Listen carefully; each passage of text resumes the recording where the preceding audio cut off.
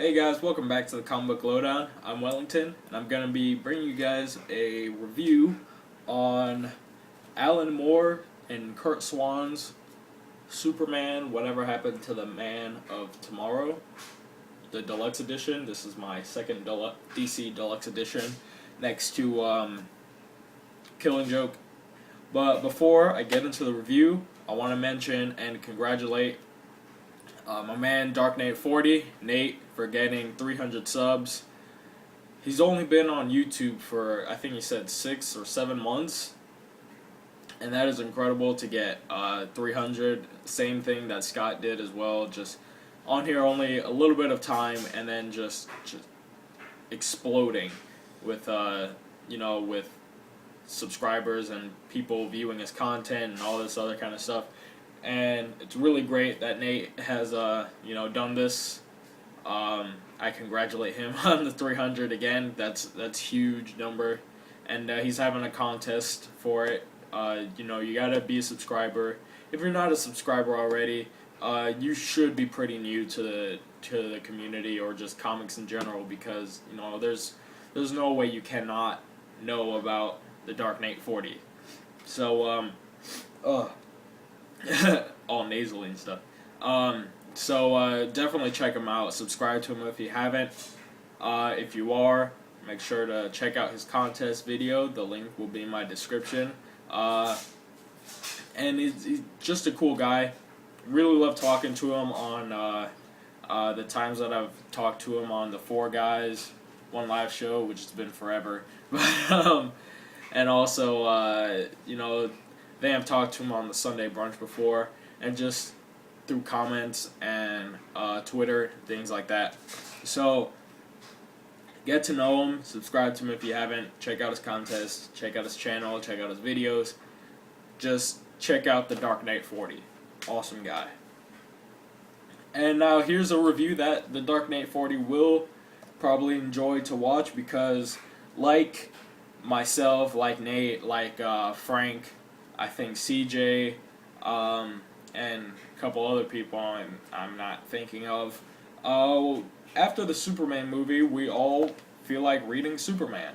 And so, at my con, I went ahead and I got this for like $10, which is, this is a $25 book, so I got a pretty good deal on it. This book, again, written by Alan Moore, was incredible. I've had three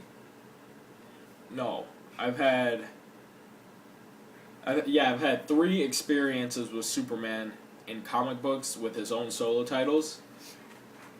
And now two of them have been really good. I tried to read the John Byrne Man of Steel trades that is kind of the relaunch, I think, after Crisis on Infinite Earths. Oh, I got all this mucus, I'm sorry. I tried to read that, and I wasn't digging it, so I kind of just bashed Superman after that. But now, after reading this, and I also read an issue of War of the Supermen, which was really good. I wouldn't say I'm a total fan of Superman, because I haven't read any long-running things or anything like that, but I would say that I don't hate Superman. And I don't think that, there's no stories to be told with him. I just think that it's a hard character to write for people. But, Alan Moore can write pretty much anybody. He's just a great writer. And I'll give you the breakdown on how this is organized, and also, cool art as well. And the cover is by Brian Bolland. You can see the Justice League and things like that, whatever. Let me tell you the breakdown, because this thing isn't just one story, it's actually a couple. So, the story encompassing the Whatever Happened to the Man of Tomorrow is actually only 2 issues, and that goes through issues Superman issue 423 and Action Comics issue 583.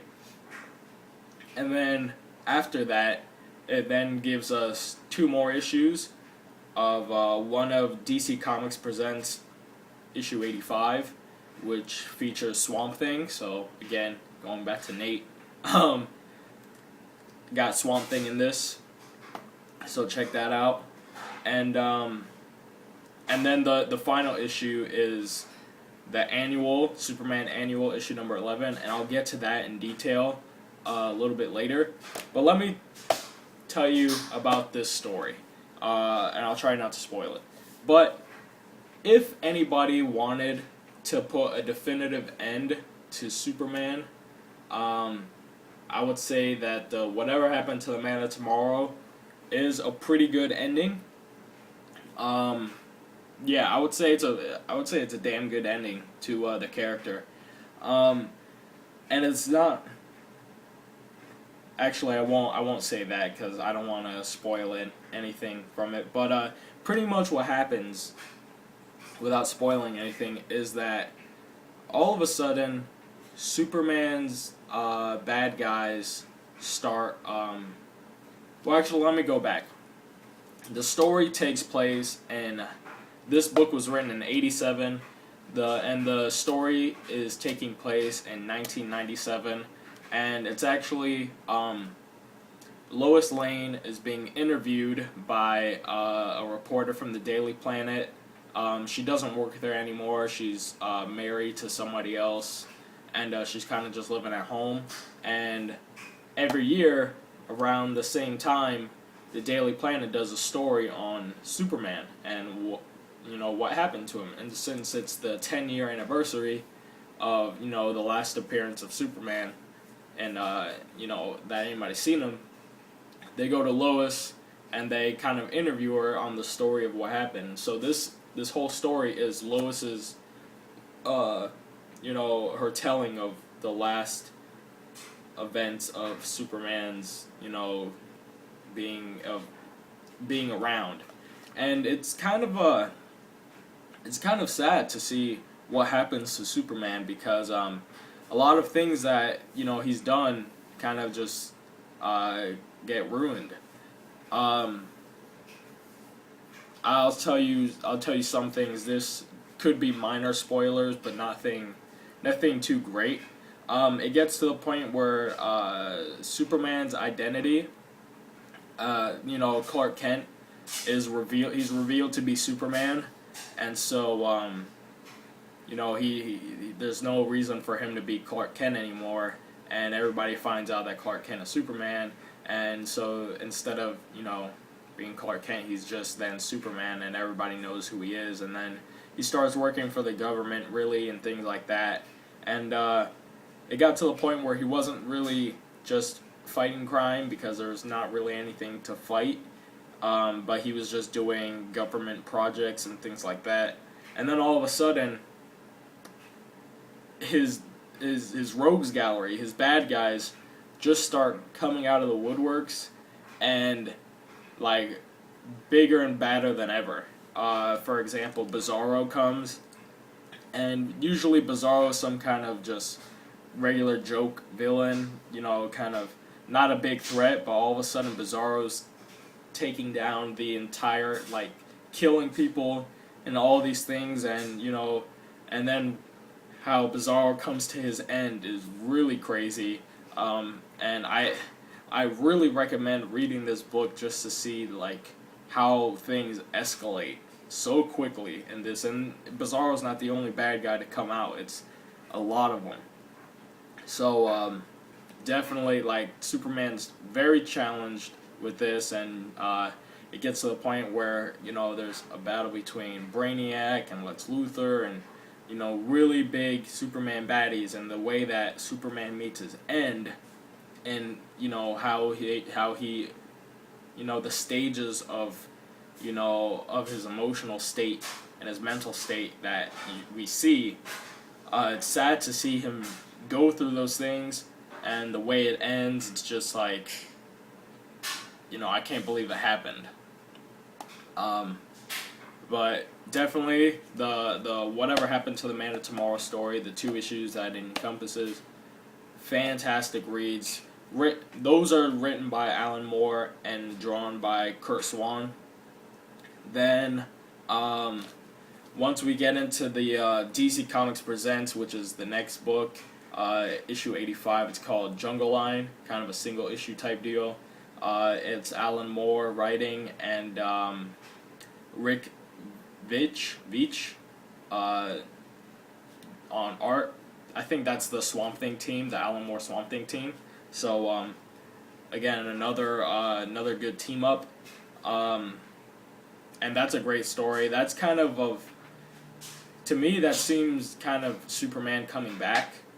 I think that's how you could reintroduce Superman after the main story of this. So I don't know if that's what it was meant for, but I definitely see, the reasoning that they put that issue right after this issue, or right after the 2 main issues of this book. There's not too much to go into there. It's a really good story, though. I recommend this whole book, so, pick it up when you can. It's really good. But the final story, the Superman Annual issue number 11, that's the one I really want to get into as well. And I know a lot of you guys are a fan of the DC cartoons and things like that, and so I know you guys have watched the Justice League Unlimited cartoon back in the day. If you guys can remember, there's an episode called For the Man Who Has Everything, and I have it up on Netflix right now because I remember seeing it on Netflix. That episode, it's episode 2 of the first season of Justice League Unlimited. You can see it on Netflix if you want.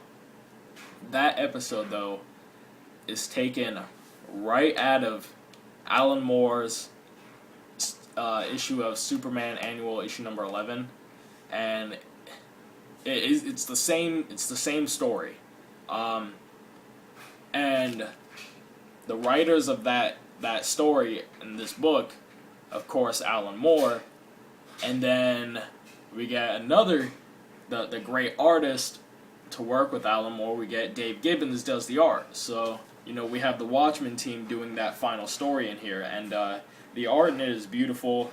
If you guys don't remember the episode, it's pretty much it's Superman's birthday, and in the story, because in the episode it's only Batman and Wonder Woman, but in the story it's Batman, Wonder Woman, and Jason Todd.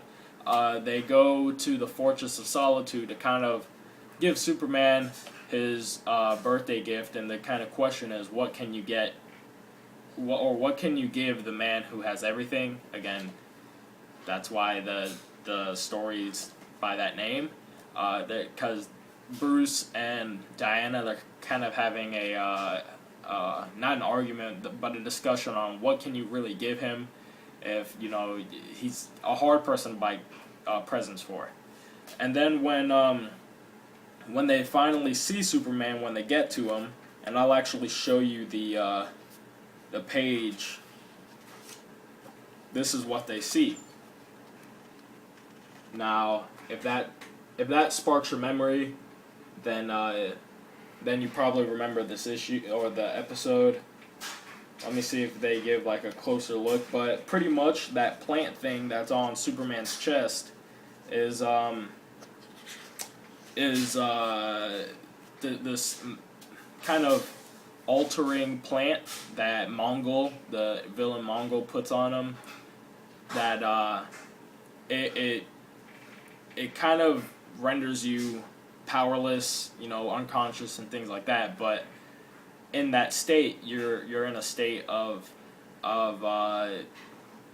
you're getting the wish that you've always wanted. And so Superman is dreaming pretty much that he lives on Krypton, he has a wife, kids, his parents are alive, and things like that. And in the episode, everything is perfect, and then Superman kind of has to break chain of, you know, perfection because he knows it's not right. In this, it gets a lot darker, and it's not really everything Superman wanted. It's just kind of how things might have played out if Krypton hadn't blown up.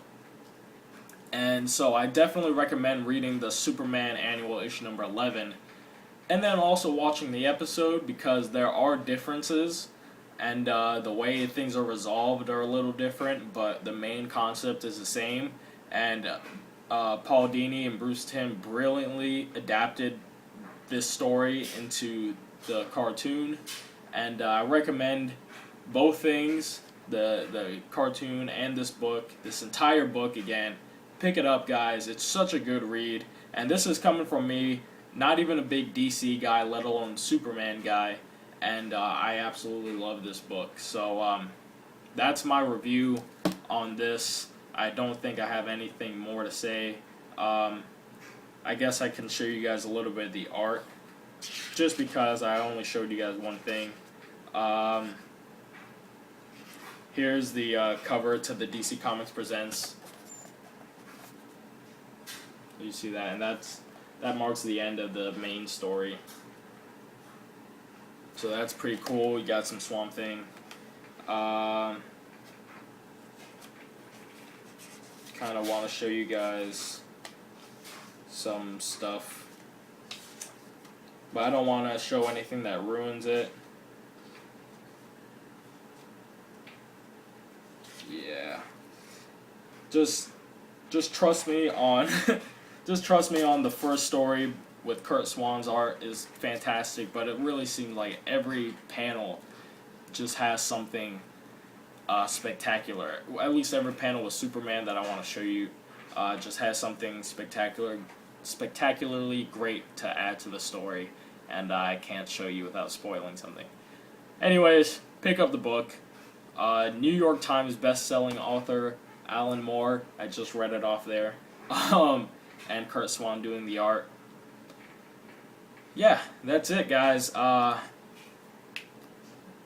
Maybe another video today, reviewing my comics that I got this week. And yeah, so be on the lookout for that today or tomorrow. And anyways, I'm Wellington signing off for the Comic Book Lowdown. Remember to check out the Dark Knight 40, and I'll see you guys next time.